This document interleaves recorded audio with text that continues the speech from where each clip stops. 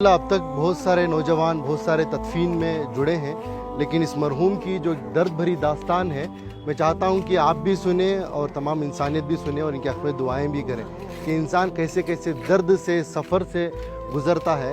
जब ये अच्छा कमाते थे, केरला में रहते थे, सऊदी को गए थे, सऊदी को जाकर 90s की बात कर रहा हूँ, उस वक्त पर इनकी सैलरी 30,000 रुपये थी। 30,000 रुपये कमा कर अपने बीवी बच्चों को इंडिया देकर भेजते थे, बच्चों को काबिल भी बनाया। हम तो बार बार सुनते हैं कि माँ बच्चे को पेट में 9 महीने पालती है, लेकिन बाप जहन में ज़िंदगी भर पालता है, अपने औलाद के लिए कुछ भी कुर्बानी दे देता है। लेकिन जब बाप के पास पैसा आया, यानी इस मरहूम के पास, शमशुद्दीन साहब के पास, तो इन्होंने बीवी बच्चों को सऊदी को बुला लिया। सऊदी को जब बुला लिया तो इनको भी, यानी इनके वाइफ को भी जॉब पे लगाया गया। वो जॉब करना चाहती थी शायद, तो जॉब को उनको लगाया गया, तो उनकी सैलरी हो गई 60,000, इनकी सैलरी थी 30,000। फिर कुछ ही दिन गुजरे, उनके पास कुछ पैसा आया, उनकी बीवी के पास, इनको अपनी ज़िंदगी से दूर कर दिया। ये एक दिन था, ये अपनी बेटी से मिलने के लिए, अपने औलाद से मिलने के लिए सऊदी में ही, जो इनकी बीवी अलग फ्लैट लेकर रहती थी, वहाँ पर जाते हैं। बाप अपनी बेटी की मोहब्बत में एंट्री लेता है, जाता है, बेटी दरवाज़ा खोलती है, बेटी बाप को देखती है, जैसे ही बाप को देखती है एकदम से दरवाजे को मूछ देती है।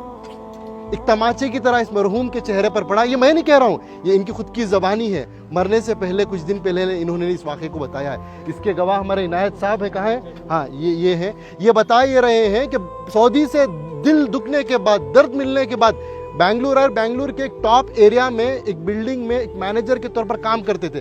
ये खुद उसके गवाह हैं कि एक मिलिट्री की तरह सिस्टम था इनका। उसूल आदाब के पक्के थे, बिना आयरन के कपड़ा नहीं पहनते थे। ऐसी अपनी जिंदगी, छोटा सा कमरा था, सीढ़ियों के नीचे से बेड डालकर, एक पंखा लगाकर, उसे भी पाक साफ रखकर जीते थे। ये पूछने लगे कि भाई, मैं तो समझा आप एक सिक्योरिटी गार्ड है, लेकिन आपकी ये पाकी सफाई को देखकर, आपकी ये मिलिट्री सिस्टम को देखकर, आपकी इस डिसिप्लिन को देखकर मेरे अंदर सवाल पैदा हुआ, आपकी ज़िंदगी में क्या हुआ? तो उन्होंने ये अपनी दास्तान सुनाई, ये दर्द बताया।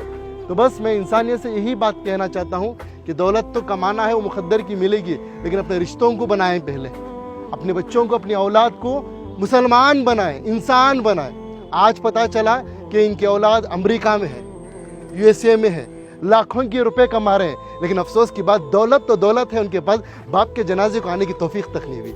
ये अल्लाह का करम है कि अल्लाह ने मुझे और आपको चुना है। मैं और आप आए नहीं यहाँ पर, अल्लाह हमें भेजा है, अल्लाह ने हमें ये तौफीक दी है, तब जाकर इस कब्रस्तान में आए हैं, इस मरहूम के जनाजे में शिरकत कर रहे हैं। इस मरहूम की नसीब देखिए, आज मस्जिद में नमाज़े की जनाजा अदा हुई। इनाम भाई, बड़ा मजमा था, मस्जिद के इमाम साहब, एक आलिम दीन ने इनका जनाजे की नमाज़ पढ़ाई, और तमाम अल्लाह के नेक बंदे मिलकर आकर आज तदफीन के लिए जुड़े।